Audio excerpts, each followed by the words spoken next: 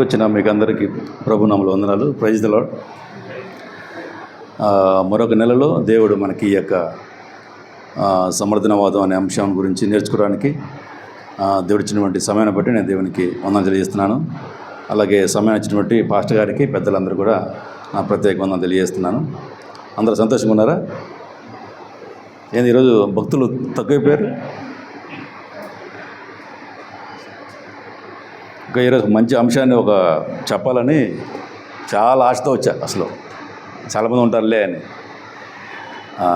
సరేలే, ఏదైనా ఒకవేళ వాళ్ళు చూస్తే వాళ్ళు కనీసం యూట్యూబ్లోనే చూడమన్నాడు, పర్వాలేదు. ఈరోజు అంశం ఏంటంటే, ఈరోజు సమర్థనవాదం కాదు కానీ అంతకంటే ఇంకా ప్రాముఖ్యమైన అంశం ఈరోజు మనం చూద్దాం. అదేంటంటే, ప్రతి క్రైస్తవుడు, ప్రతి సంఘం కూడా పొరపాటును కూడా మర్చిపోకూడని ఒక విషయం ఏంటంటే, యేసుక్రీస్తు రెండవ రాకడ. దాని గురించి ఒక విషయం మీకు చెప్పాలనుకుంటున్నాను. అంటే ఇజ్రాయెల్ దేశంలో చాలామంది నా ఫ్రెండ్స్ ఉన్నారు. వాళ్ళు అక్కడ జరుగుతున్న కొన్ని పరిస్థితులు చెప్పారు. సో ఆ విషయాన్ని నేను మీకు చెప్పాలని నేను ఆశపడుతున్నాను. సో మన అంశం ఏంటంటే, యేసుక్రీస్తు రెండో రాకడకు ముందు జరగవలసిన ప్రాముఖ్యమైన సంఘటన యెరూషలేములో దేవాలయం కట్టబడుట అని పెట్టుకోండి. మన అంశం ఏంటంటే, యేసుక్రీస్తు రెండవ రాకడకు ముందు జరగవలసిన ప్రాముఖ్యమైన సంఘటన యెరూషలేములో దేవాలయము కట్టబడుట.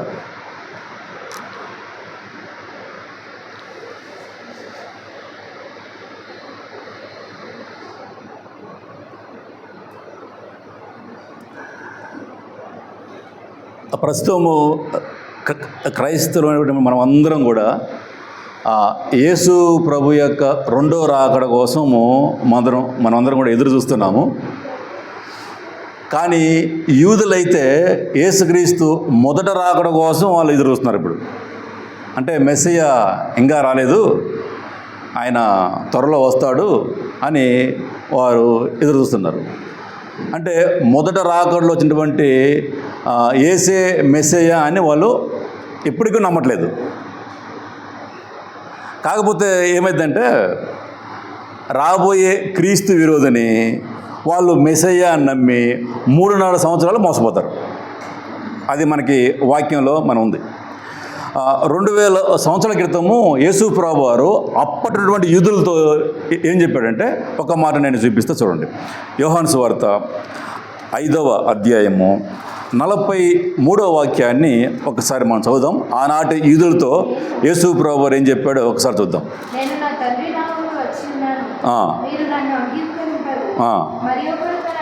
చూడండి, మరి ఒకడు తన నామమున వచ్చిన యెడల వానిని అంగీకరింతురు. అంటే ఎవరు అంగీకరిస్తారంట? ఆయన పేరు మీద రేపు క్రీస్తు విరోధి వచ్చి నేనే మెస్సియా అని చెప్పుకుంటాడు కదా, అప్పుడు అతన్ని నమ్ముతారంట. ఈ మాట ఎప్పుడు చెప్పారు యేసు ప్రభువు వారు? 2000 సంవత్సరాల క్రితము అప్పుడున్నటువంటి యూదులతో ఈ మాట చెప్పాడు. ఈ విషయాన్ని మనం గుర్తుపెట్టుకోవాలి. కాబట్టి ప్రభువు రాకడ సమీపంగా ఉన్నది అని అనటానికి ముఖ్యంగా ఇజ్రాయెల్ దేశంలో జరిగే సంఘటనలే మనకు సాక్ష్యం.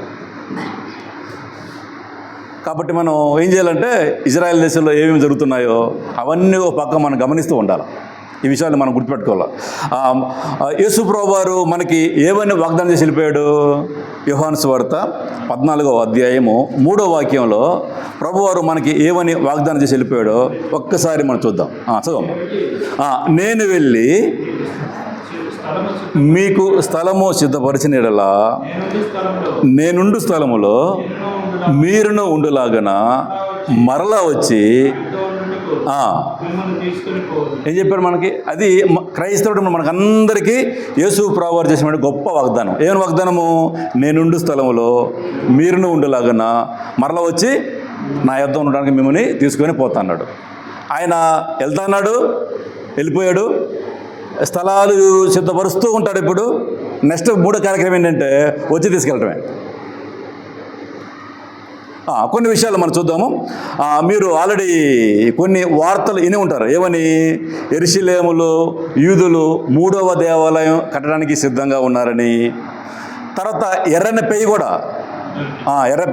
ఎర్రని పెయ్యి కూడా వాళ్ళకి దొరికింది. దాన్ని బలి అర్పించడానికి కూడా సిద్ధంగా ఉన్నారని చెప్పి మన వార్తలు మీరు విని ఉంటారు. అయితే వీటికి యేసు ప్రభువు రాకడికి చాలా దగ్గర సంబంధం ఉంది అని మాత్రం మనం మర్చిపోకూడదు. ఎందుకంటే ఆ సంఘటనలకి ప్రభు రాకడికి చాలా దగ్గర సంబంధం ఉంది. యూదులు ఎప్పటి నుంచో వాళ్ళు ఎదురు చూస్తూ ఉన్నారు, మెస్సియా వస్తాడని చెప్పి ఎప్పటి నుంచో వాళ్ళు ఎదురు చూస్తూ ఉన్నారు. ముఖ్యంగా ఏంటంటే యెరూషలేములో దేవాలయం కట్టకపోతే మెస్సియా రాడు అని ఇప్పటికి కొంతమంది యూదా రబ్బీలు నమ్ముతారంట. మన మందిరం కట్టకపోతే మెస్సియా రాడు, కాబట్టి మనం మందిరం కట్టి తీరాలి అనేది వాళ్ళు ఎదురు చూస్తూ ఉన్నారంట. అసలు యూదుల యొక్క చిరకాల కోరిక, ఆశ ఏంటంటే యెరూషలేములో దేవునికి దేవాలయము కట్టడం వాళ్ళ యొక్క చిరకాల ఆశ. అసలు ఎప్పటి నుంచో వాళ్ళు ఎదురు చూస్తూనే ఉన్నారన్నమాట. కాబట్టి మనం ఇవన్నీ చాలా జాగ్రత్తగా మనం గుర్తుపెట్టుకోవాలి. ఈ మధ్యనే ఇజ్రాయెల్ ప్రధాని బెంజమిన్ నెతన్యాహు ఆయన కూడా 2 సార్లు ఏం చెప్పిండంటే మెస్సియా వచ్చేస్తున్నాడు అని చెప్పి 2 సార్లు ఆయన ప్రకటన కూడా చేసిండు. కాకపోతే యేసు ప్రభువారు రావాలంటే ఫస్ట్ జరగాల్సిన కార్యక్రమం ఏంటంటే యెరూషలేములో దేవాలయము కట్టబడాలి, 2వది బలులు ఆరంభం కావాలి, 3వది క్రీస్తు విరోధి బయలుపరచబడాలి. సో ఇవన్నీ కూడా జరగడానికి సిద్ధంగా ఉన్నాయి. సో ఎందుకు దేవాలయం కట్టబడాలి ఏంటి అనేది మనం చూస్తే వాక్యంలో ఉంది. చూద్దాం, ఒక 3 వాక్యాలు చూపిస్తాం మీకు. 2 తెస్సలోనిక 2వ అధ్యాయము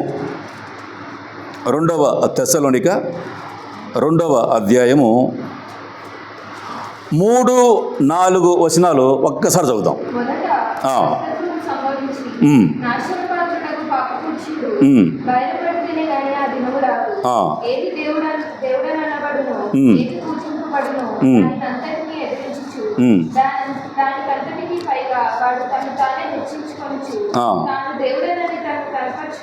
కనపరుచుకొనొచ్చు.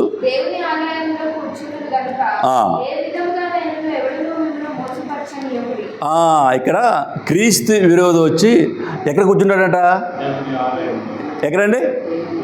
దేవుని ఆలయంలో కూర్చుంటాడు అని ఉంది. మరి ఇప్పుడు యెరూషలేములో దేవాలయం ఉందా? మరి లేదు. మరి దీన్ని బట్టి మనం ఏమర్థం తీసుకోవాలి? దేవాలయం అనేది కంపల్సరీగా కట్టబడుతుంది. తర్వాత వచ్చే క్రీస్తు విరోధి ఆ దేవాలయంలో కూర్చుంటాడు అని చెప్పి మనకి వాక్యంలో చాలా స్పష్టంగా ఉంది. ఇంకోటి, ఈ క్రీస్తు విరోధి అనే వ్యక్తి బైబిల్ ప్రకారంగా సిరియా దేశం నుంచి వస్తాడు. ఓకేనండి, అర్థమవుతుందా? ఈ క్రీస్తు విరోధి అనే వ్యక్తి ఎక్కడి నుంచి వస్తాడు? ప్రాచీన రోమా సామ్రాజ్యం ఉంది. ఆ ప్రాచీన రోమా సామ్రాజ్యంలో 10 దేశాలు ఉండేవి, తర్వాత విడిపోయినాయి. అందులో సిరియా కూడా ఒకటి.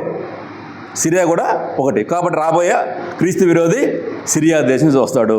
వచ్చి యూదులు కట్టబోతున్నటువంటి ఆ దేవాలయంలో కూర్చుంటాడు.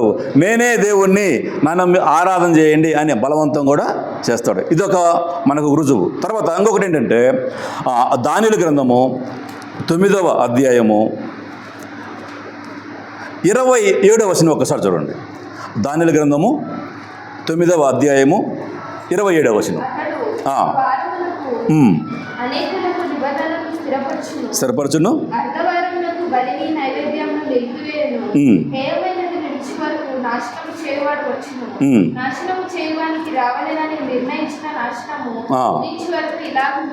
ఇక్కడ ఏముందంటే ఇక్కడ చూడండి, అతడు అంటే క్రీస్తు విరోధి. అతడు ఒక వారమునకు వారం అంటే ప్రవచన క్యాలెండర్ ప్రకారంగా వారం అంటే ఎన్ని రోజులు? 7 రోజులు. కానీ ప్రవచన క్యాలెండర్ ప్రకారంగా దేవుడు ఎలాగా లెక్క పెట్టమన్నారంటే ఒక్కొక్క రోజు ఒక్కొక్క సంవత్సరం, అంటే ఇప్పుడు 7 రోజులు అంటే 7 సంవత్సరాలు. ఇప్పుడు మళ్ళీ చదవండి. అతడు ఒక వారమునకు ఇప్పుడు ఈ మధ్య ఏమైందంటే ఇజ్రాయెల్ దేశానికి ఇరాన్కి యుద్ధం జరుగుతుంది. తర్వాత గతంలో ఇజ్రాయెల్కి హమాస్కి యుద్ధం జరిగింది. తర్వాత అంతకుముందు సిరియా కూడా జరిగింది. కానీ ఇప్పుడు అరబ్బులు ఏం చేస్తున్నారంటే ఇజ్రాయెల్తో మనం ఎంతమంది యుద్ధం చేసినా మనం గెలవం కాబట్టి ఇప్పుడు ఏం చేద్దామంటే వాళ్ళతో మనం 7 సంవత్సరాలు శాంతి ఒప్పందం చేసుకుందాం. ఎందుకు? యుద్ధాలు జరగకుండా శాంతి ఒప్పందం చేసుకుందాం అని చెప్పి ఈ మధ్యనే వాళ్ళు అనుకుంటున్నారట.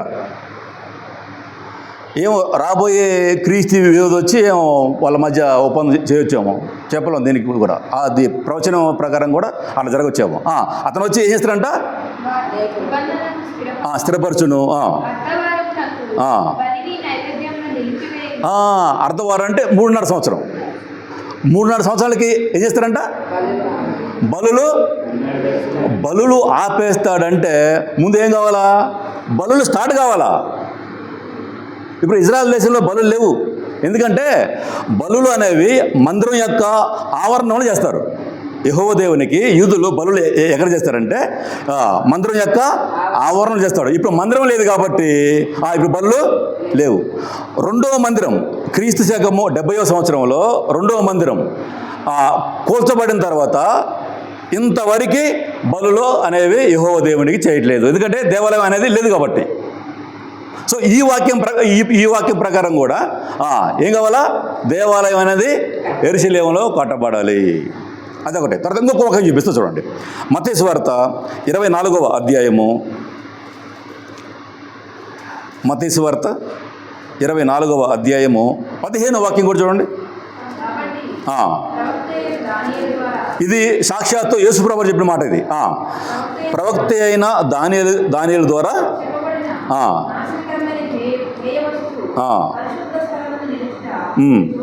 చూడగానే ఇక్కడేముంది? యేసుప్రభువు ఏం చెప్పిండు? ఇందాక మనం చదివాం కదా, దానియేలు 9:27 ఇక్కడ యేసుప్రభువు వారు కోట్ చేస్తూ ఏం చెప్తున్నాడు? నాశనకరమైన హేయ వస్తువు ఎక్కడంట? పరిశుద్ధ స్థలములో. అంటే ఈ క్రీస్తు విరోధి వచ్చి తన యొక్క విగ్రహం కావచ్చు, లేకపోతే అతనే వచ్చి కూర్చోవచ్చు. ఇక్కడేముంది? ఎక్కడ నుంచో పెడతాడంట? పరిశుద్ధ స్థలం ఎక్కడ ఉంటుంది మరి? దేవాలయంలో ఉంటుంది. పరిశుద్ధ స్థలము, అతి పరిశుద్ధ స్థలము. ఈ అతి పరిశుద్ధ స్థలం అనేది ఎక్కడ ఉంటుందంటే దేవాలయంలో ఉంటుంది. మరి ఆ పరిశుద్ధ స్థలములో ఇతను వచ్చి ఆ విగ్రహాన్ని నించోబెట్టాలంటే, ఆ వస్తువుని నించోబెట్టాలంటే ఏ కావాలి ముందు? ఈ 3 వాక్యాలను బట్టి, ఈ 3 వచనాలను బట్టి యెరూషలేములో దేవాలయము కట్టబడుతుంది. అరబ్బులు ఎంత మొత్తుకున్నా ఎంత చేసినా సరే దేవుని యొక్క వాక్యం అనేది నెరవేరుతుంది కాబట్టి కంపల్సరిగా త్వరలో యూదులు దేవాలయాన్ని కట్టి తీరుతారు. సరే, ఒక్కసారి నేను మీకు ఈ యెరూషలేములో దేవాలయం యొక్క చరిత్ర చెప్తాను. మీకు కొన్ని విషయాలు మంచిగా మీరు గుర్తుపెట్టుకోండి. యెరూషలేములో దేవాలయం అనేది 2 సార్లు కట్టబడింది, 2 సార్లు కూల్చబడింది. 2 సార్లు కట్టబడింది, 2 సార్లు కూల్చబడింది. ఫస్ట్ ఇంతకీ ఆ స్థలము ఎవరిది అనేది ఒకసారి మన బైబిల్ గమనిస్తే, ఇప్పుడు డోమాపు రాకు, తర్వాత ఆల్ అస్కా మసీదు ఉంది కదా, టెంపుల్ మౌంట్ ఓల్డ్ జెరూసలేంలో మొరియా పర్వతం దగ్గర, అది ఎవరిదే స్థలము? 37 ఎకరాలు. 37 ఎకరాలని దావీదు మహారాజు కొన్నాడంట. అది ఒకసారి మీకు బైబిల్ కూడా చూపిస్తా చూడండి ఆ మాట. 2 సమూయేలు గ్రంథము 24వ అధ్యాయము. ఒక్కసారి చూడండి ఆ స్థలం ఎవరిది అసలు. 2వ సమూయేలు గ్రంథము 24వ అధ్యాయము 24-25 వచనాలు ఒకసారి చూడండి.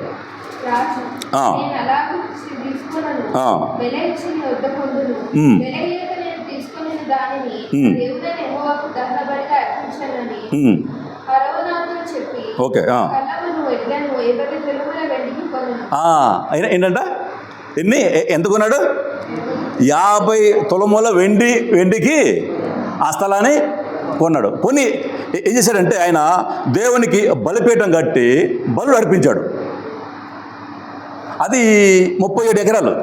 దావీదు గారు కొన్నది అప్పట్లో 37 ఎకరాలు మోరియా పర్వతం పైన, టెంపుల్ మౌంట్, ఇప్పుడు ప్రజెంట్ టెంపుల్ మౌంట్ ప్రాంతం అన్నమాట. సో అది ఎవరు కొన్నారంటే, ఎవరు కొన్నారు? దావీదు కొన్నాడు. ఓకేనా?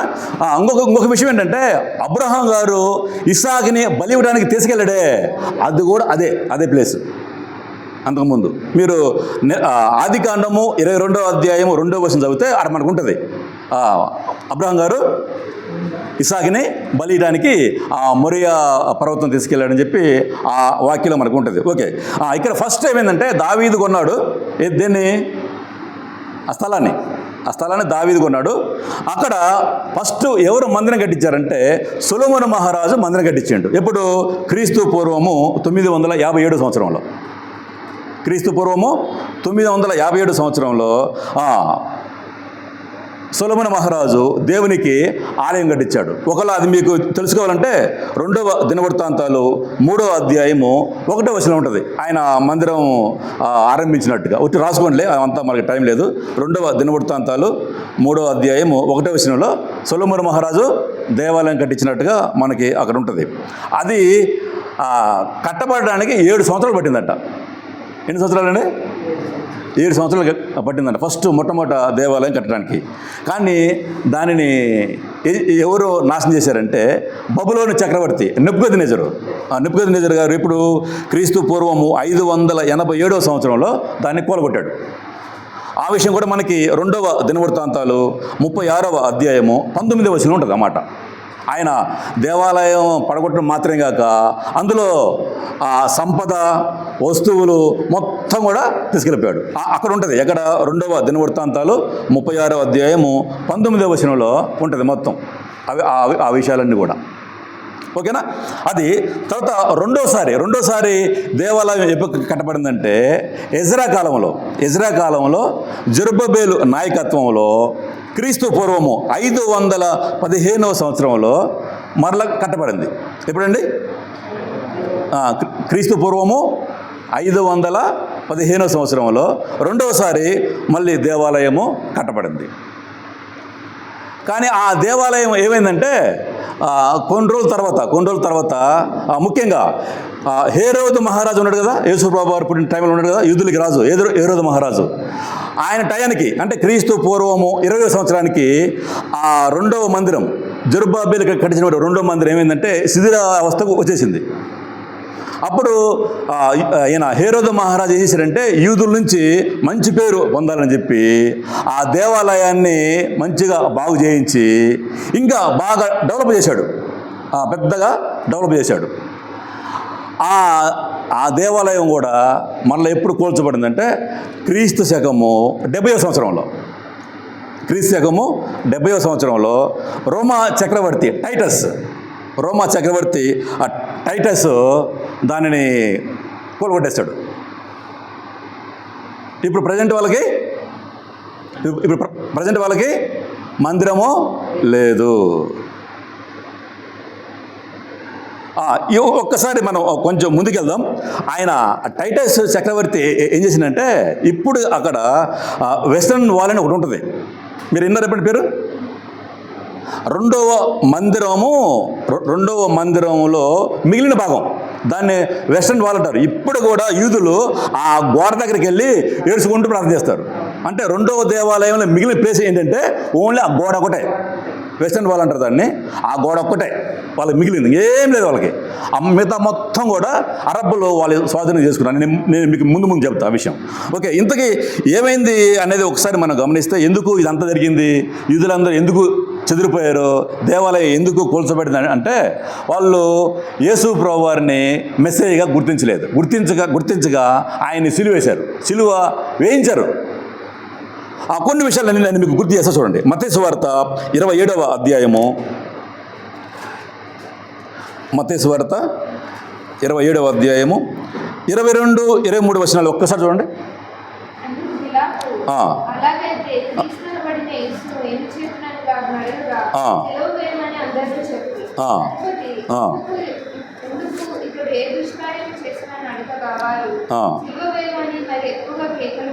ఏం చేశారండి? ఈయనలో నాకు ఏ నేరము ఏ దోషము కడపట్లేదని యేసు ప్రభువుని విచారించినటువంటి గవర్నర్ పిలాతు గారే ఆ సాక్ష్యం చెబుతూ, ఇంతకీ ఈయన నేను కనపడలేదు, ఈయన ఏం చేయాలంటే అప్పుడు ఏం చేశారు యూదులు? ఈయన సిలువ వేయము అన్నప్పుడు ఒక్కసారి 25వ వచనం కూడా చూడండి. 25వ వచనం అందులో అక్కడ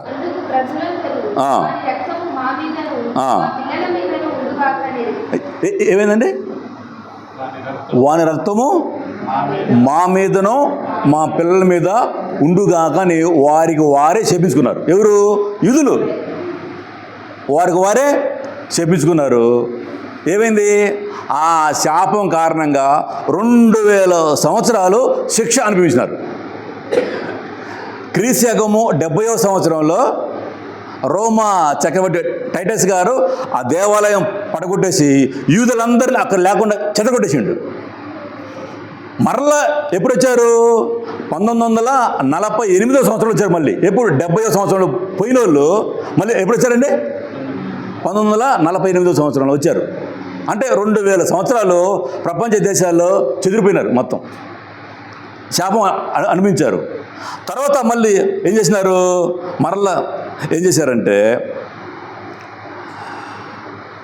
దేవునికి మొరపెట్టారండి. మళ్ళీ, అయ్యా మా పాపాలు క్షమించిన ఆయన, తిరిగి మా దేశాన్ని మాకు అప్పగించని ఎక్కడెక్కడున్నారు ప్రపంచంలో, ఎక్కడెక్కడున్నారు వాళ్ళందరూ ప్రార్థన చేసినప్పుడు దేవుడు ఏం చేసిందంటే అబ్రహాం గారికి ఇచ్చినటువంటి వాగ్దానాన్ని మళ్ళీ జ్ఞాపకం చేసుకొని, సో ఇంతకీ అబ్రహాం గారికి ఏమైనా వాగ్దానం చేశాడు ఒకసారి చూడండి. ఆదికాండము 13వ అధ్యాయము 15వ వచనం ఒక్కసారి చూడండి.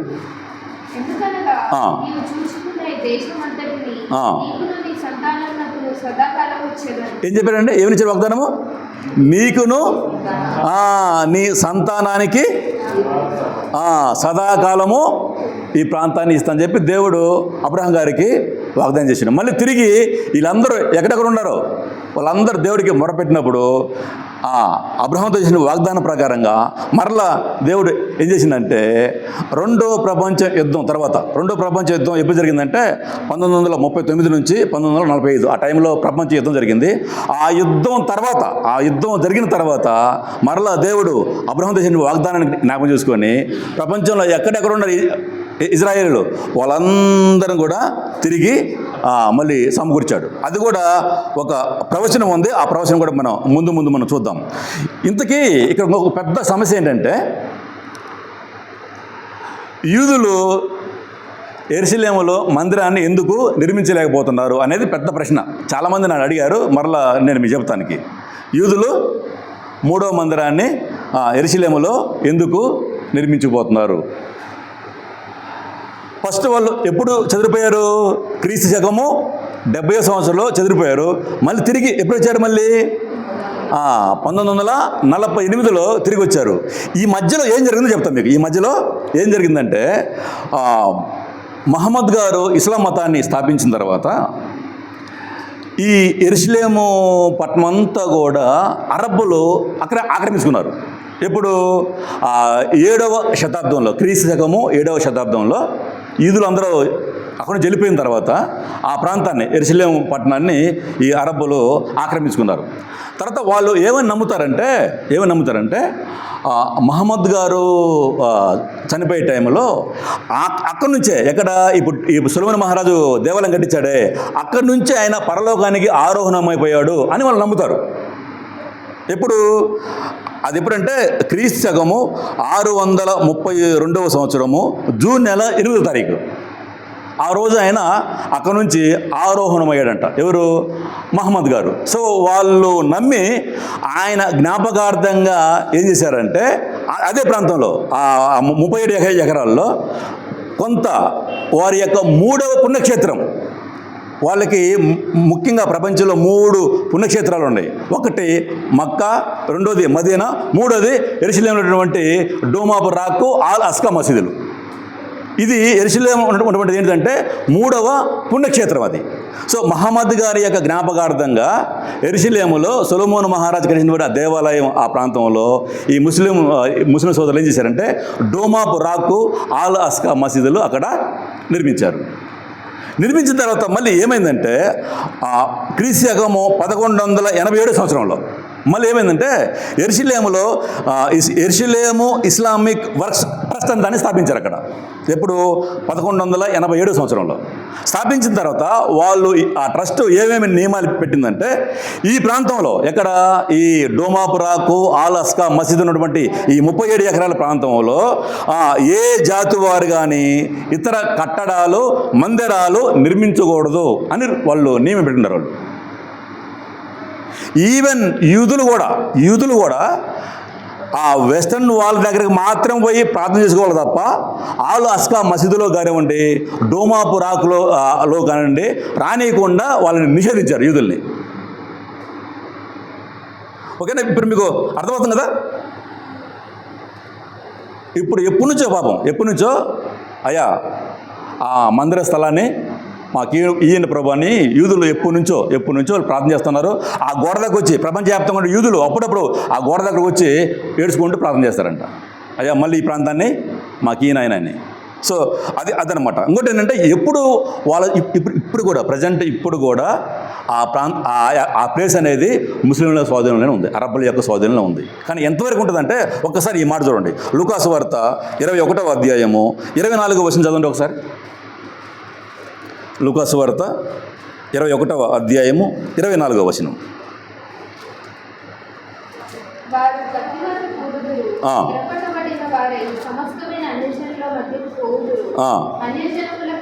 ఈ మాట చూడండి. అన్యజనుల కాలములు సంపూర్ణ మగు వరకు యెరూషలేము అన్యజనుల చేత త్రొక్కబడును. ఎంతవరకు అంటే అండి? అన్యజనుల కాలములు సంపూర్ణ మగు వరకు. ఓకేనా? అంటే వాళ్ళకి ఎంతకాలము దేవుడు ఇచ్చాడో అంతకాలం మాత్రం వాళ్ళ స్వాధీనంలో ఉంటుంది. కానీ ఆ సమయం వచ్చినప్పుడు దేవుడు తిరిగి ఆ ప్రాంతాన్ని మళ్ళీ వాళ్ళకి అప్పగిస్తాడు. ఈ విషయాన్ని మనం గుర్తుపెట్టుకోవాలి. సమయం వచ్చినప్పుడు, దేవుడు అనుమతించినప్పుడు తప్పకుండా ఆ ప్రాంతము అరబ్బ చేతుల నుంచి యూదుల చేతికి వస్తుంది. అప్పుడు వాళ్ళు తప్పకుండా మందిరాన్ని నిర్మిస్తారు. ఈ మధ్య ఎప్పుడంటే మొన్న 2025 మే 14వ తారీఖున వాళ్ళకి యెరూషలేం డే అని ఒక సెలబ్రేషన్ జరిగింది. యెరూషలేం డే అని మే 14వ తారీఖున వాళ్ళకి సెలబ్రేషన్ జరిగింది. ఆ సెలబ్రేషన్లో ఇప్పుడు 3వ మందిరం కట్టాలని ఎవరు ఎక్కువగా ప్రయత్నం చేస్తున్నారంటే, అక్కడ టెంపుల్ ఇన్స్టిట్యూట్ అని ఒకటి ఉంది, యూదుల యొక్క సంస్థ. అది టెంపుల్ ఇన్స్టిట్యూట్. వాళ్ళు ఏం చేశారంటే 38 సంవత్సరాల నుంచి వాళ్ళు ఎదురు చూస్తున్నారంట మందిరం కట్టాలని. 38 సంవత్సరాల నుంచి అక్కడ మందిరం కట్టాలని ఎవరు చూస్తూ ఉంటారు. ముఖ్యంగా ఈ టెంపుల్ ఇన్స్టిట్యూట్ స్థాపించిన ఆయన పేరు ఏం పేరంటే రబ్బీ ఇజ్రాయెల్ ఏరియల్ అని పేరు. ఈ టెంపుల్ ఇన్స్టిట్యూట్ వ్యవస్థాపకుడి పేరు రబ్బీ ఇజ్రాయెల్ ఏరియల్. రబ్బీ అంటే బోధకుడు, హెబ్రీ భాషలో రబ్బీ అని బోధకుడు అంటారన్నమాట. తర్వాత ఈ రబ్బీల మొత్తానికి ఒక నాయకుడు ఉన్నాడు, ఆయన పేరు డేవిడ్ యూసఫ్. వీళ్ళిద్దరు కూడా ఆ రోజు ఏం చెప్పారంటే, ఏ రోజు జెరూసలేం డే రోజు మే 14th ఏం చెప్పారంటే, ఏది ఏమైనా సరే 3వ మందిరాన్ని కట్టి తీరుతామని చెప్పి వాళ్ళు ప్రకటన చేశారు. వాళ్ళు ప్రకటన చేశారంటే ఏది ఏమైనా సరే కట్టి తీరుతారు వాళ్ళు. సరే, ఇంతకీ యూదులు మందిరాన్ని మరలా కట్టాలని ఎందుకు అనుకుంటున్నారో కొన్ని విషయాలు నేను మీకు గుర్తు చేస్తా, మంచిగా అర్థం చేసుకోండి. 2 సార్లు కట్టారు, 2 సార్లు కొలచబడింది. మరలా ఎందుకు 3 సారి దేవాలయం కట్టాలనుకున్నారో కొన్ని విషయాలు నేను మీకు గుర్తు చేస్తా చూడండి. వాళ్ళు యూదులు ఏమి నమ్ముతారంటే, నా ఫ్రెండ్స్ చెప్పారు, అక్కడ నా ఫ్రెండ్స్ ఏం చెప్పారంటే, దేవాలయం లేకపోతే దేవుడు వాడితో ఉండడని వాళ్ళు నమ్ముతారంట యూదులు. దేవాలయం లేకపోతే దేవుడు మాతో ఉండడు అని వాళ్ళు నమ్ముతారంట. ఇంకొకటి ఏంటంటే, ధర్మశాస్త్రంలో 613 ఆజ్ఞలు ఉన్నాయి. ధర్మశాస్త్రంలో 613 ఆజ్ఞలు ఉన్నాయి. అందులో 202 ఆజ్ఞలు పాటించాలంటే తప్పకుండా దేవాలయం ఉండాలంట. సో దీనికోసమైనా సరే వాళ్ళు దేవాలయము కంపల్సరిగా కట్టి తీరుతారు. ఎందుకు మరలా కట్టాలి అనుకున్నారంటే, సొలొమోను మహారాజు ఫస్ట్ టైం ఆ టెంపుల్ కట్టిన తర్వాత దాన్ని దేవునికి ప్రతిష్ఠ చేస్తూ ఏమని ప్రార్థన చేశాడంటే, ఒక్కసారి ఆ ప్రార్థన మనం ఒకసారి చూద్దాం. మొదటి రాజుల గ్రంథము 8వ అధ్యాయము, మొదటి రాజుల గ్రంథము 8వ అధ్యాయము 29, 30 వచనాలు ఒక్కసారి చదువుదామండి. నీ దాసుడనైన నేను చేయు ప్రార్థనను దయతో అంగీకరించినట్లు నా నామము అక్కడ ఉండునని ఏ స్థలము గురించి నీవు సెలవిచ్చితువో ఆ స్థలమైన ఈ మందిరము తట్టు నీ నేత్రములు రేయంబగులు తెరవబడి ఉండునుగాక అని ప్రార్థన చేశాడు. ఏం చేశాడు? నా నామము అక్కడ ఉండునని ఏ స్థలం గురించి నీవు సెలవిచ్చితో ఆ స్థలమైన ఈ మందిరము తట్టు నీ నేత్రములు రేయంబగులు తెరవబడి ఉండునుగాక అన్నాడు. మరలా 30వ వచనం కూడా చదవండి. ఇంకా ఏమని ప్రార్థన చేశాడు? మరియు నీ దాసుడినైన నేనును నీ జనులైన ఇజ్రాయేలీలను ఈ స్థలము తట్టు తిరిగి ప్రార్థన చేయనప్పుడల్లా నీ నివాస స్థానమైన ఆకాశమందు విని మా విన్నపములు అంగీకరించుము. విన్నప్పుడల్లా వాళ్ళు సొలొమోను మహారాజు అలా ప్రార్థన చేశాడు. అయ్యా, నా నామము అక్కడ ఉందునని ఈ స్థలం గురించి నువ్వు సెలవిచ్చితో ఆ స్థలమైన ఈ మందిరము తట్టు నీ నేత్రములు రేయంబగులు తెరబడి ఉండునుగాక అని అంటూ మళ్ళీ ఏమని చేశారు? అయ్యా, ఆ వైపు తిరిగి మేము ప్రార్థన చేస్తే మా పాపాలు క్షమించు అని సొలొమోను మహారాజు ప్రార్థన చేశాడు. అందుకనే వాళ్ళు చూడండి, ఎప్పుడైనా సరే యూదులు ఎప్పుడైనా ప్రార్థన చేసేటప్పుడు యెరూషలేములో ఉన్నటువంటి ఆ దేవాలయం వైపు తిరిగి ప్రార్థన చేస్తారు. సరే, సొలొమోను మహారాజు ఇట్లా ప్రార్థన చేసిండు. దీనికి జవాబు దేవుడు ఏమని ఇచ్చాడంటే అక్కడ చూడండి, నెక్స్ట్ అధ్యాయంలోనే 1 రాజుల గ్రంథము 9వ అధ్యాయము 2, 3 వచనాలు చదవండి. దేవుడు ఏమని సమాధానం ఇచ్చాడో సొలొమోను మహారాజుకి ఆ ప్రార్థనకి?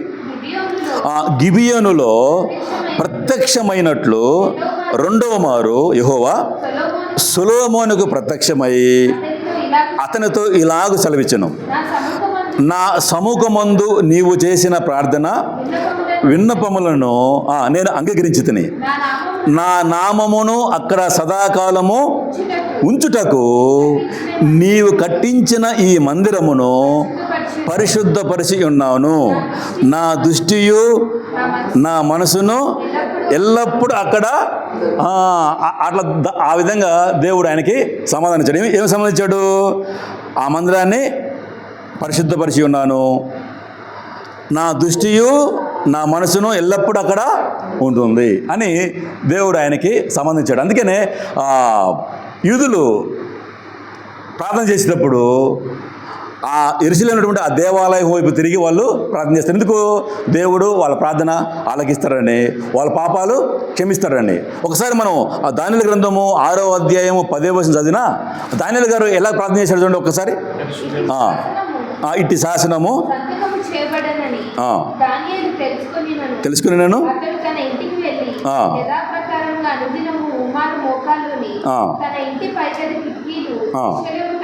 చూడండి, తన ఇంటి కిటికీలు యెరూషలేము తెరవబడి ఉండగా తన దేవునికి ప్రార్థన చేసు. అంటే వాళ్ళు ఎందుకు ఆ వైపు తిరిగి ప్రార్థన చేస్తారంటే దేవుడు వాళ్ళ ప్రార్థన ఆలకిస్తాడని, ఒకవేళ వాళ్ళ పాపాలు క్షమిస్తాడని వాళ్ళు ఆ విధంగా నమ్మి ఆ విధంగా ప్రార్థన చేస్తారు. అదనమాట. సరే, సో అంటే వాళ్ళ యొక్క అర్థం ఏంటిది? దేవాలయం ఉంటే దేవుడు మాతో ఉంటాడు, తర్వాత మా పాపాలు క్షమిస్తాడు అని వాళ్ళు నమ్ముతారు. కాబట్టి అలాగా వాళ్ళకి అభయం ఉండాలంటే కంపల్సరీగా ఆడ ఆలయం అనేది ఉండాలి అనేది వాళ్ళకి నమ్మకం అనమాట. సరే, కొంచెం ముందుకు వెళ్దాం. ఇజ్రాయెల్ దేశం మళ్ళీ ఎప్పుడు ఏర్పడిందంటే 1948 మే 14 తారీఖున ఇజ్రాయెల్ దేశం మళ్ళీ ఏర్పడింది. అంతకుముందు ఓల్డ్ మ్యాప్లో లేదు. కానీ ఎప్పుడైతే 1948 మే 14 తారీఖున ఇజ్రాయెల్ దేశం ఏర్పడిందో మరలా ఏమైపోయారంటే చెదిరిపోయినటువంటి యూదులందరూ కూడా మరలా తిరిగి రావటం అనేది స్టార్ట్ చేశాడు. మీకు గుర్తుంది లేదు, మొదటి ఆలయం పడిపోయినప్పుడు రెండో ఆలయం కట్టడానికి యూదులు బబులోను నుంచి వచ్చారు. వాళ్ళు బబులోను నుంచి తిరిగి ఇజ్రాయెల్ దేశానికి వచ్చిన తర్వాతనే వాళ్ళు దేవునికి మందిరం కట్టారు. సెకండ్ టైం మందిరం. ఇప్పుడు ఏమైపోయారంటే చెదిరిపోయిన యూదులందరూ కూడా మరలా తిరిగి యెరూషలేముకి వచ్చే ఆల్రెడీ నా ఫ్రెండ్స్ చెప్తున్న దాన్ని బట్టి అంటే 90% వచ్చేసారంట యూదులందరూ. ఇంకా 10% అక్కడ ఉన్నారు, వాళ్ళు కూడా వస్తారు. సో వీళ్ళందరూ వచ్చేసారంటే దేవునికి మందిరం కడతారు. ఇంకొక ప్రాముఖ్యమైన విషయం ఏంటంటే, ఇజ్రాయెల్ దేశం ఏర్పడినప్పుడు దేవుడు ఒక ప్రవచనం చెప్పాడు. ఆ ప్రవచనం ఒక్కసారి చూద్దాం మనం. యెహెజ్కేలు గ్రంథము 37వ అధ్యాయము. యెహెజ్కేలు గ్రంథము 37వ అధ్యాయము 21 నుంచి కొన్ని వచనాలు మనం చదువుదాం.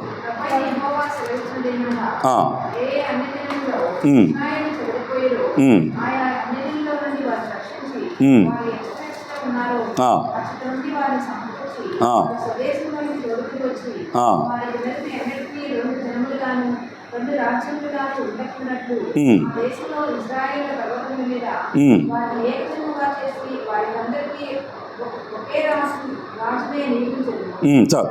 ఇక్కడ ఏముందండి? దేవుడు ఏమన్నాడు? ఇజ్రాయేల్ ఎక్కడెక్కడైతే చెదిరిపోయారో వాళ్ళందరినీ తిరిగి మళ్ళీ నేను ఇజ్రాయెల్ దేశానికి మరలా సమకూర్చిన తర్వాత ఏం చెప్పాడు దేవుడు? వారు ఇక మీదట 2 జనములుగా ఉండక ఒకే జనముగా ఉంటారు అని చెప్పాడు. అందులో ఏంటంటే, ఇప్పుడు సొలొమోను మహారాజు చనిపోయిన తర్వాత తన యొక్క సామ్రాజ్యం 2 భాగాలైంది. 2 భాగాలు ఏమైంది? ఇజ్రాయేలు, యూదయ. 10 గోత్రాలేమో ఇజ్రాయేల్గా, 2 గోత్రాలు యూదయగా ఉన్నాయి. యేసు ప్రభు కాలంలో కూడా సేమ్ అట్లా ఉన్నాయి. కానీ మరలా ఇజ్రాయెల్ దేశం ఏర్పడితే ఎలా ఏర్పడాలంట? ఒకే దేశముగా, ఒకే రాజ్యంగా ఏర్పడాలి. 1948 మే 14వ తారీఖున ఇజ్రాయెల్ దేశం ఏర్పడినప్పుడు ఓన్లీ ఒకే దేశం అండి, ఇజ్రాయెల్ దేశంగానే ఏర్పడింది. దేవుడు చెప్పినట్టుగా 2 జనాలు కాకుండా, 2 రాజ్యాలు కాకుండా ఇజ్రాయెల్ను ఒకే రాజ్యంగా, ఒకే దేశంగా ఏర్పడింది. మరలా ఏమన్నాడు? ఒకే రాజును నియమిస్తున్నాడు. ఉందన్న ప్రవచనం. మరలా దేశం ఏర్పడితే ఒకే రాజ్యము, ఒకే రాజు ఉంటాడు అని ఉంది ప్రవచనం. సో ఇజ్రాయెల్ దేశం ఏర్పడినప్పుడు ఫస్ట్ ప్రైమ్ మినిస్టర్ ఎవరంటే డేవిడ్ బెన్ గురియన్. ఈయన ఫస్ట్ ప్రైమ్ మినిస్టర్ ఇజ్రాయెల్ దేశానికి. సో ఇజ్రాయెల్ దేశం ఏర్పడినప్పుడు ఒకే దేశముగా, ఒకే నాయకుడు, ఒకే ప్రధానమంత్రితో ఇజ్రాయెల్ దేశం ఏర్పడింది. అంటే దేవుడు యెహెజ్కేలు ద్వారా చెప్పిన ప్రవచనం అనేది 1948 మే 14వ తారీఖున నెరవేరింది. తర్వాత ఇంకొక విషయం ఏంటంటే, 1967 వరకు సొలొమోను మహారాజు టెంపుల్ కట్టించారే, ఆ టెంపుల్ మౌంట్, ఆ ప్రాంతం తూర్పు భాగం, అది ఇజ్రాయెల్ ఆధీనంలోకి రాలేదు ఇంకా. ఎందుకంటే ఫస్ట్లో ఏమైందంటే 1948 మే 14వ తారీఖున ఇజ్రాయెల్ దేశం ఏర్పడ్డా వీళ్ళు ఒప్పుకోలేదు, అరబ్బులు ఒప్పుకోలేదు. మేము ఇంతకాలం ఎక్కడుంటే మళ్ళీ ఎక్కడి నుంచో వచ్చిన వాళ్ళకి మళ్ళీ ఈ ప్రాంతం అప్పగిస్తారా అని అరబ్ దేశాలు ఒప్పుకోకపోతే అప్పుడు బ్రిటిష్ వారు ఏం చేశారంటే, సరే చెప్పి ఇజ్రాయెల్ ప్రాంతాన్ని, ముఖ్యంగా యెరూషలేముని 2 భాగాలు చేసి తూర్పు భాగం అరబ్బులకి ఇచ్చారు. తూర్పు భాగం అరబ్బులకి ఇచ్చి ఈ పశ్చిమ భాగం మాత్రం వీళ్ళకి ఇచ్చారు. ఎవరికి? యూదులకి. కానీ యెరూషలేము సొలొమోను మహారాజు కట్టించాడే టెంపుల్ ప్రాంతం, అది మొత్తం అరబ్బుల చేతిలోకి వెళ్ళిపోయింది. 1967 వరకు ఆ ప్రాంతము అరబ్బుల చేతిలోనే ఉంది. కానీ 1967లో ఏమైందంటే, యూదులకి అరబ్బులకి 6 రోజుల యుద్ధం జరిగింది. 6 రోజుల యుద్ధం జరిగితే ఆ 6 రోజుల యుద్ధంలో యూదులు ఏం చేశారంటే ఈజిప్ట్ని, సిరియాని, జోర్దాన్ని 3 ఓడించేశారు 6 రోజుల్లోనే. తర్వాత ఆ తూర్పు భాగం ఏదైతే ఉందో అది కూడా వీళ్ళు స్వాధీనం తెచ్చుకున్నారు. ఎప్పుడు? 1967లో తూర్పు భాగం కూడా వీళ్ళ స్వాధీనంలోకి వచ్చేసింది. అయితే ఇప్పుడు ఏంటంటే మొన్ననే లాస్ట్ టైం ట్రంప్ గారు ప్రెసిడెంట్గా ఉన్నప్పుడు, లాస్ట్ టైం అంతకుముందు ఉన్నప్పుడు, ఇప్పుడు 2017లో అప్పుడు ఆయన ఏం చేసిందంటే యెరూషలేముని ఇజ్రాయేల్ దేశానికి రాజధానిగా ఆయన సంతకం చేశాడు. యెరూషలేం అనేది ఇజ్రాయెల్ దేశానికి రాజధాని అని ఆయన సంతకం చేశాడు. ఎప్పుడు? 2017 డిసెంబర్ 6వ తారీఖున. అప్పటి నుంచి ఆ తర్వాత మళ్ళీ ఈయన బెంజమిన్ నెతన్యాహు గారు ప్రైమ్ మినిస్టర్ అయిన తర్వాత ఆయన ఏం చెప్పాడంటే, the temple mount is our hands అని చెప్పాడు. ఇంకా అంటే ఈ టెంపుల్ మౌంట్ అంటే సొలొమోను మహారాజు కట్టించిన టెంపుల్, ఆ ప్రాంతం అనేది మన చేతుల్లోకి వచ్చేసింది అనేది ఎప్పుడైతే ఆయన చెప్పాడో అప్పటి నుంచి ఇంకా సీరియస్గా ఉన్నారు యూదులు. ఏమని? మందిరాన్ని కట్టాలని. సో ఆ బాధ్యతని ఎవరికి అప్పగించారంటే ద టెంపుల్ ఇన్స్టిట్యూట్ అనే ఒక యూదు సంస్థకి ఆ బాధ్యతని అప్పగించారు. వాళ్ళు 1987 నుంచి అంటే 38 సంవత్సరాలుగా వాళ్ళు మందిరం కట్టడానికి వాళ్ళు ఎదురు చూస్తూ ఉన్నారు. అందుకు అన్నీ కూడా సిద్ధం చేసుకుంటూ వచ్చారు. అంటే దేవాలయానికి ఏమేమి కావాలో అన్నీ కూడా సిద్ధం చేసుకుంటూ వచ్చారు. అవి నేను చెప్తాను, మంచిగా గుర్తుపెట్టుకోండి. అంటే మందిరం కట్టాలంటే ఏమేమి కావాలంటే వాళ్ళు ఏమేమి సిద్ధం చేసుకున్నారంటే, ఒకటి యెహెజ్కేలు గ్రంథము 40 నుంచి 48 అధ్యాయాల్లో 3వ మందిరం యొక్క నమూనా ఉందంట. అందులో యెహెజ్కేలు గ్రంథము 40వ అధ్యాయం నుంచి 48 వరకు ఆ అధ్యాయాల్లో 3వ మందిరం యొక్క నమూనా ఉందంట. సో ఈ టెంపుల్ ఇన్స్టిట్యూట్ వాళ్ళు ఏం చేశారంటే ఆ దేవాలయం యొక్క నమూనాని వాళ్ళు సిద్ధం చేసుకున్నారు. ఫస్ట్ది దేవాలయం యొక్క నమూనా సిద్ధం చేస్తున్నారు. రెండోది బలి అర్పించడానికి ఎర్రని పెయ్యలు కూడా వాళ్ళు సిద్ధం చేసుకున్నారు. బలి అర్పించడానికి ఎర్రని పేయలు వాళ్ళు సిద్ధం చేసుకున్నారు. ఆశ్చర్యకర విషయం ఏంటంటే ఈ ఎర్రని పేయలు అనేవి 2022 సెప్టెంబర్ 15 దాకా యూదులకి దొరకలేదు. ఎప్పుడు దాకా అండి? 2022 సెప్టెంబర్ 15 దాకా ఆ ఎర్ర పేయలు వాళ్ళకి దొరకలేదు. సెప్టెంబరు 15వ తారీఖు 2022లో వాళ్ళకి అమెరికాలోనే టెక్సాస్లో ఉన్నాయని తెలిసింది. వాళ్ళకి అమెరికాలోని టెక్సాస్లో 5 ఎర్రని పేర్లు ఉన్నాయని తెలుసుకొని 5ని ఎంత పెట్టుకున్నారో తెలుసా అండి? 10 కోట్లు పెట్టుకున్నారు వాళ్ళు. 5ని 10 కోట్లు పెట్టుకొని ఇజ్రాయెల్ దేశానికి తెప్పించుకొని షిలోహు అనే ప్రాంతం ఉంది బైబిల్లో, అక్కడ ఉంచారు. ఇప్పుడు ప్రజెంట్ వాటిని పెంచుతున్నారు. మొన్న 2023 అక్టోబర్ 7వ తారీఖున అమాస వాళ్ళు ఎందుకు దాడి చేశారంటే అందుకోసమే. దేనికోసము? వీళ్ళకి ఎర్రల పేర్లు తెచ్చుకున్నారు.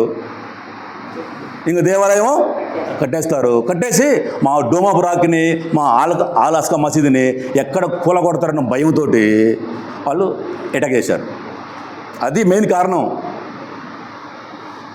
ఈ 5 ఎర్రని పేయలో మొన్న 2024 ఆగస్టు 24 తారీఖున ఒక పేయని బలి చేశారు. అంటే టెస్టింగ్ బలి. అంటే వాళ్ళు ఎప్పుడో చేశారు కదా, 2వ మందిరము కూల్చబడిన తర్వాత ఇంక బలులు ఇవ్వాలి అంతవరకు. కాబట్టి వాళ్ళు టెస్టింగ్ బలి వాళ్ళ ప్రాక్టీస్ కోసం 2024 ఆగస్టు 24 తారీఖున ఒకదానిని బలి చేశారు.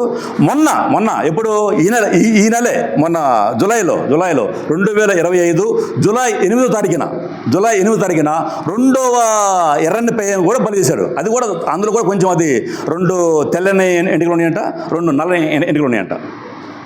దాన్ని కూడా టెస్టింగ్ బలిగా అర్పించారు. ఇప్పుడు 3 ఉన్నాయి. ఆ 3లో 2 మాత్రం పర్ఫెక్ట్గా ఉన్నాయట. దాన్ని యూదా రబ్బీలు వాటిని ఆమోదించారు. సో కాబట్టి ఎర్రని పేలు కూడా రెడీగా ఉండి బలి అర్పించడానికి. 3వది యాజకులను నడిపించడానికి యూదుల మహాసభ వారు 2016 ఆగస్టు నెలలో ప్రధాన యాజకునిగా రబ్బీ బారూక్ కహానీని కూడా నియమించారు. ఇప్పుడు ప్రధాన యాజకుడు కూడా ఉన్నాడు.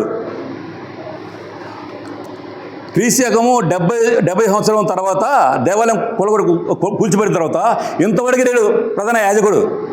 మొన్న నియమించారు 2016 ఆగస్టులో. ఎవరైనా రబ్బీ బారూక్ కహానీ అని వాళ్ళు ప్రధాన యాజకునిగా నియమించారు. కాబట్టి ప్రధాన యాజకుడు ఉన్నాడు. తర్వాత 4వది ఏంటంటే బలి అర్పించడానికి ఒలీవల కొండ మీద స్థలాన్ని కూడా సిద్ధం చేసుకున్నారు. బలి అర్పించడానికి ఒలీవల కొండ మీద స్థలాన్ని కొని అది కూడా సిద్ధం చేసుకున్నారు. 5వది ఏంటంటే లేవీలు కొంతమందిని ఏం చేశారంటే వాళ్ళకి ట్రైనింగ్ ఇచ్చారు. ఏమని ట్రైనింగు? బూరలు ఊదేవారిగా ట్రైనింగ్ ఇచ్చారు. తర్వాత వాయిద్యాలు వాయించే వారిగా ట్రైనింగ్ ఇచ్చారు. తర్వాత పాటలు పాడేవారిగా కూడా ట్రైనింగ్ ఇచ్చారు వాళ్ళకి. మొన్న మీకు ఇందా చెప్పా కదా, మే 14న జెరూసలేం డే జరిగిందని. ఆ రోజు ఏం చేశారంటే లేవీల చేత బూరలు ఊదించారంట ప్రాక్టీస్ కోసం. సో ఇది కూడా రెడీ అయిపోయింది. 6వది ఏంటంటే దేవుని మందిరంలో ఉండే వస్తువులు ఉంటాయి కదా, ఏంటివి? బంగారు దీపస్తంభము, బలిపీఠము, పవిత్ర పాత్రలు, అభిషేకించడానికి పరిశుద్ధమైన నూనె, ఇవన్నీ కూడా సిద్ధం చేసుకున్నారంట. ఏడోది ఏంటంటే యాజకత్వం తిరిగి దేవాలయంలో మొదలు పెట్టడానికి 500 మంది యాజకులకి ట్రైనింగ్ కూడా ఇచ్చేసారట ఆల్రెడీ. ఇప్పుడు ఇవన్నీ ఏమైపోయినాయండి? అంటే దేవాలయం కోసము ఏమేమి కావాలో ఇవన్నీ కూడా సిద్ధం చేసుకున్నారు. మరి ఇప్పుడు ఇంకేం కావాలా? ఇంకేం కావాలంటే నా ఫ్రెండ్స్ని అడిగిన, అరే ఇంకేం కావాలరా పై దేవాలయం కట్టడానికి? ఏ వద్దు, గవర్నమెంట్ నుంచి అనుమతి రావాలంట, అంతే. గవర్నమెంట్ నుంచి అనుమతి వస్తే వాళ్ళు ఏమంటున్నారంటే, ఇజ్రాయెల్ దగ్గర ఒక పెద్ద రంపం ఉందంట, ఎలక్ట్రికల్ రంపం. ఆ రంపంతో డోమాపు రాక్ని కట్ చేసి ఒక్క జాములు కట్టేస్తారండి మందిరం. ఒక జాము అంటే 3 గంటల్లోనే. వాళ్ళకు ఉన్నటువంటి ఆధునిక టెక్నాలజీతోటి 3 గంటల్లో మందిరం నిర్మిస్తారంట. నేను షాక్ అయినా, అరే 3 గంటలే ఎట్లా నిర్మిస్తారంటే వాళ్ళ టెక్నాలజీ అటు ఉందిపోయి అంటున్నారు వాళ్ళు. 3 గంటల్లో ఒక్క జాములో మందిరాన్ని నిర్మిస్తారు. ఇవన్నీ ఆల్రెడీ సిద్ధం చేశారు కాబట్టి ఏం తీసుకెళ్ళి లోపల పెట్టేస్తారు. సో దీన్ని బట్టి మనం ఏమని అర్థం చేసుకోవాలి చెప్పండి?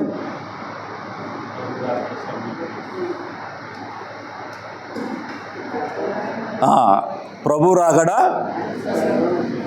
అందుకే నేను ఈ ముఖ్యంగా జూలై, ఆగస్టు నెలలో నేను ఏమని అనుకున్నానంటే, నేను ఎక్కడైనా సరే ముందు ఇది చెప్పాలనుకున్నా ముందు. ఏది? ఎందుకంటే రాకడ కోసం చెప్పాలని ఆల్రెడీ మా కాలేజీలో కూడా చెప్పిన, మా 4 బ్రాంచ్లు కూడా చెప్పేసిన ఆల్రెడీ. ఎందుకంటే వీటన్నిటికంటే ఇది ప్రాముఖ్యం మనకి. కాబట్టి ప్రస్తుతం ఉన్నటువంటి పరిస్థితులను బట్టి మనం ఏం అర్థం చేసుకోవాలంటే, ప్రభు రాకడ సమీపంగా ఉందని మనం గుర్తుపెట్టుకొని ఆయన రాకడ కోసం మనం ఎదురు చూడాలి.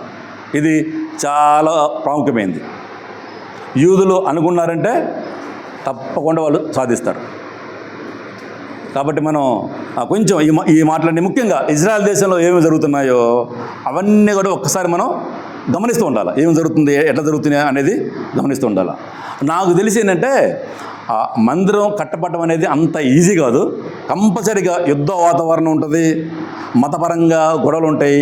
అయినా దేవుని వాక్యం చెప్తున్నట్లుగా కంపల్సరీగా యూదులు అక్కడ మందిరము కట్టి తీరుతారు. ఎందుకంటే వాక్యం ఉంది కాబట్టి కట్టి తీరుతారు. కానీ నేను నమ్మే విషయం ఏంటంటే అక్కడున్న నా ఫ్రెండ్స్ అయితే వాళ్ళు ఏమంటారంటే, బహుశా ఆలాస్కా మసీదుని వాళ్ళు కూలగొట్టకపోవచ్చు. డోమాపు రాక్ ఉంది కదా, అది బహుశా యూదులతో, ఎందుకంటే వీళ్ళు ఆల్రెడీ యూదులను అడుగుతున్నారు కదా, 7 సంవత్సరాలు మాకు శాంతి ఒప్పందం చేయమంటున్నారు కదా. బహుశా యూదులేమన్నా అట్లా శాతం పెట్టచ్చేమో. ఎందుకంటే అది ఆ ప్రాంతం అంతా మాది కాబట్టి ఎవరైనా మధ్యవర్తులు పెట్టి, ఏమన్నా ట్రంప్ లాంటి మధ్యవర్తులు పెట్టేసి, అయ్యా ఆ ప్రాంతం అంతా అది మాది, వాళ్ళు కావాలంటే మసీదు ఉంచుకోమనండి, ఆ డోమాపు రాకు మాకు ఇస్తే మేము ఆడ మందిరం కట్టుకుంటామని షరతు పెట్టించని అని నేను అనుకుంటున్నా. సో అలాగా మంచిగా మాట్లాడి చేస్తే మంచిగా ఉంటుంది. ఒకవేళ వాళ్ళ ఒప్పుకోపోయినా ప్రవచనాలు చెప్తున్నాయి కాబట్టి వాళ్ళు ఒప్పుకోపోయినా వాళ్ళు ఒప్పించని సరే, యుద్ధం చేసినా సరే ఆ ప్రాంతాన్ని తీసుకొని మరలా అక్కడ మందిరం మాత్రం తప్పకుండా కడతారు అనేది మాత్రం మనం నమ్మాలి. ఎందుకంటే యూదులు అన్నారంటే తప్పకుండా సాధిస్తారు. అందులో దేవుని వాక్యం చెప్తుంది కాబట్టి దేవుని వాక్యం ఎక్కడ కూడా పొల్లుపోదు. యేసుప్రభువు ఏం చెప్పిండు? ఆకాశం భూమి గతించిపోయినా కానీ నా మాటలో ఏ మాత్రం గతించన్నాడు. యేసుప్రభువు వారే స్వయంగా చెప్పాడు కాబట్టి కొన్ని వాక్యాలు దేవాలయం గురించి కూడా కంపల్సరీగా యూదులు అక్కడ దేవాలయం కడతారు అనే విషయాన్ని మనం గుర్తుపెట్టుకోవాలి. సరే, ఇంతకీ దేవాలయం ఎప్పుడు కడతారంటే ఇది కరెక్ట్గా కాదు. కానీ సొలొమోను మహారాజు జెరుబ్బాబెలు ఎప్పుడు కట్టించారంటే బైబిల్లో ఉంది, వాళ్ళు ఎప్పుడు కట్టించారు అది ఒక్కసారి మనం చూద్దాం. వాళ్ళు ఎప్పుడు కడతారు ఒక్కసారి చూడండి. 2వ దినవృత్తాంతాలు 3వ అధ్యాయము 2వ వచనం చూద్దాం ఒకసారి. సొలొమోను మహారాజు ఎప్పుడు కట్టించారు చూడండి. చదవమ్మా.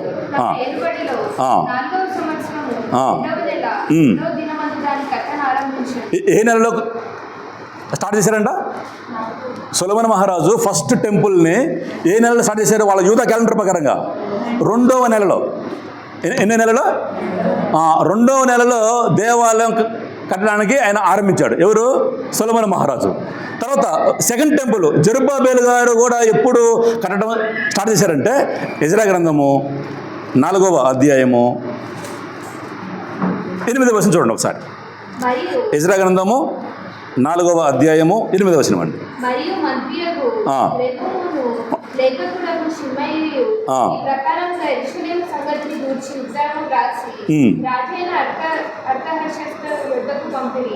అంతటా మంత్రియగు రెహూము లేఖకుడగు షిమయి వారి పక్షంగా ఉన్న తక్కిన వారైన దీనానీయులను అపర్సాతాకులను టర్పేలాయిలను అపర్సాయులను అర్ధ్యవాయులను బబులోను వారును శుష్కానాయులను దేహావేయులను ఎలామీయులను గనుడు శ్రేష్ఠుడునైన అస్పరు నది యువతలకు రప్పించి ఉమ్రోను పట్టణంలో నుండి యువతలనున్న ప్రదేశమందును ఉంచిన తక్కిన జనములను నది యువతలనున్న తక్కిన వారిని ఉత్తరం ఒకటి రాసిరి.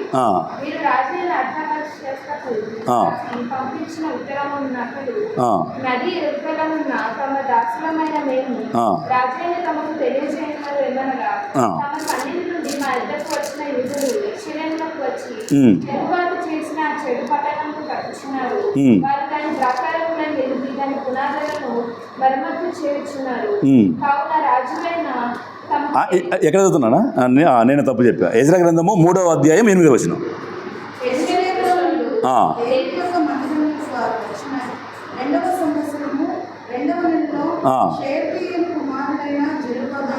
ఎన్నో నెలంట మరి సొలొమోను మహారాజు గారు కట్టించింది? జెరుబ్బాబెలు కట్టించ స్టార్ట్ చేసింది. అంటే యూదుల క్యాలెండర్లో 2వ నెల అంటే మనకి ఎప్పుడు వస్తుందంటే ఏప్రిల్ మే నెలలో వస్తుంది. వాళ్ళ 2వ నెల మన క్యాలెండర్లో ఏప్రిల్ మే నెల వస్తుంది. ఎప్పుడు వస్తుందండి? ఏప్రిల్ మే నెల వస్తుంది. మొన్న ఏప్రిల్ మేలో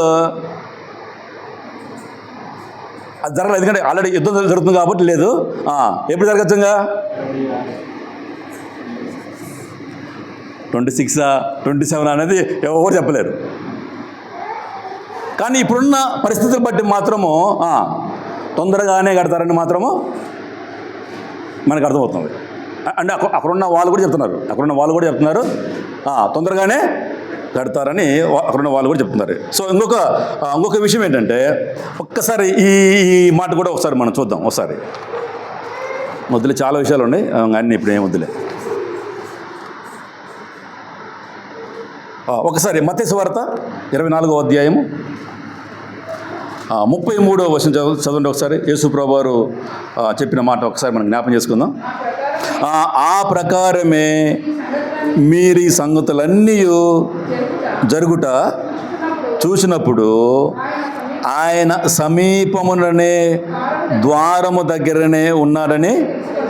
అంటే ఈ సంగతులన్నీ మనం చూస్తున్నప్పుడు, అంటే ప్రపంచవ్యాప్తంగా జరుగుతున్నటువంటి యుద్ధాల గురించి మనం చూస్తున్నప్పుడు, యెరూషలేము దేశంలో జరుగుతున్నటువంటి ఈ యొక్క పరిస్థితులు మనం చూస్తున్నప్పుడు ఏమైనా గుర్తుపెట్టుకోవాలి మనం?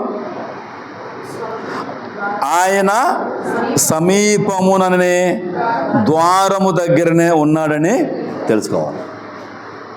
ద్వారం దగ్గర అంటే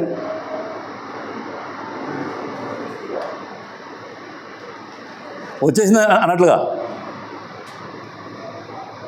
సో ఇవన్నీ గమనిస్తున్నప్పుడు, ఇవన్నీ చూస్తున్నప్పుడు యేసు ప్రభువు చెప్పినట్టుగా ఏం చేయాలి? మనం రాకడ కోసం మనం ఏం చేయాలండి? సిద్ధంగా ఉండాలి. ఇంకొక మాట కూడా చూస్తాను. అంటే రాకడ కోసం మనం ఏ విధంగా సిద్ధపడాలంటే పేతురు రాసిన 2వ పత్రిక 3వ అధ్యాయము, పేతురు రాసిన 2వ పత్రిక 3వ అధ్యాయము 11, 12 వచనాలు ఒకసారి చదువుదాం.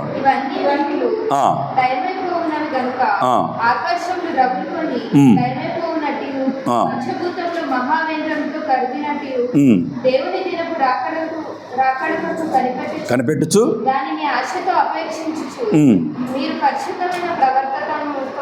పరిశుద్ధమైన ప్రవర్తనతోనూ భక్తితోనూ ఎంతో జాగ్రత్త గలవారై ఏంటంట దేవుని దినపు రాకడ కొరకు కనిపెట్టుచు దానిని ఆశతో అపేక్షించు. ఎలా ఉండాలంటే మనం పరిశుద్ధమైన ప్రవర్తనతోనూ భక్తితోనూ ఎంతో జాగ్రత్తగా ఉండాలంట. దేవుని రాకడ కొరకు కనిపెట్టుకుంటూ పరిశుద్ధమైన ప్రవర్తనతోనూ భక్తితోనూ ఎంతో జాగ్రత్తగా మనం ఉండాలండి. ఇంకో మాట యేసుప్రభు చెప్పిన ఇంకొక మాట ఏంటంటే తన రాకడ గురించి ఏం చెప్పాడంటే మత్తయి సువార్త 24వ అధ్యాయము 44వ వచనం చదవండి ఒకసారి. మత్తయి సువార్త 24:44. మీరు అనుకొనని గడియలో మనిషి కుమారుడు వచ్చును కనుక ఏమన్నాడండి? మీరు అనుకొనని గడియలో మనిషి కుమారుడు వచ్చిన కనుక మన ఎలా ఉండాలంటండి? కాబట్టి మనకి ఎంత పని ఉన్నా ఎంత బిజీ ఉన్నా, మళ్ళీ చెప్తున్నా, మనకి ఎంత పని ఉన్నా ఎంత బిజీ ఉన్నా సరే యేసు ప్రభువారు మనకు చేసిన వాగ్దానాన్ని మనము మర్చిపోకూడదు. రెండోది మన యొక్క నిరీక్షణ ఏంటిది? త్వరలో యేసయ్య వస్తాడు, మమ్మల్ని అందరినీ ఆయనతో పాటు తీసుకెళ్ళిపోతాడు. కాబట్టి మనమందరం ఏం చేయాలంటే, ముఖ్యంగా చాలామంది యవనస్తులు ఉన్నారు, ఇంకా రక్షణ పొందకపోతే రక్షణ పొందాలి. తర్వాత ఇంకా బాప్తీసం తీసుకోకపోతే బాప్తీసం తీసుకోవాలా. ఇంకా జీవితాన్ని మార్చుకోకపోతే జీవితాన్ని మార్చుకొని బుద్ధిగల కన్యకల్లాగా సిద్ధపాడగలిగి మన మెలకువగా మనం ఉండాలి. యేసయ్య వస్తాడు, తప్పకుండా వస్తాడు. ఆయన వచ్చే ముందు ఆయన ఏమేమి చెప్పాడో అవన్నీ కూడా జరగటం మన కళ్ళ ముందు చూస్తున్నాము. ఇంకా నెక్స్ట్ ఏంటంటే ఆయన రావటమే ఆలస్యం. కాబట్టి ఆయన వచ్చినప్పుడు మనం ఎత్తబడాలంటే వ్యక్తిగతంగా మనము, మన కుటుంబాలు, మన సంఘము ఎత్తబడే గుంపులో ఉండాలంటే బుద్ధిగల కన్యకల వల్లే మన సిద్ధపడగలిగి మెలకువగా ఉందాం. దేవుడి మాటలు దీవించింది కాక. ఒకసారి అందరూ కళ్ళు మూసుకుందాం.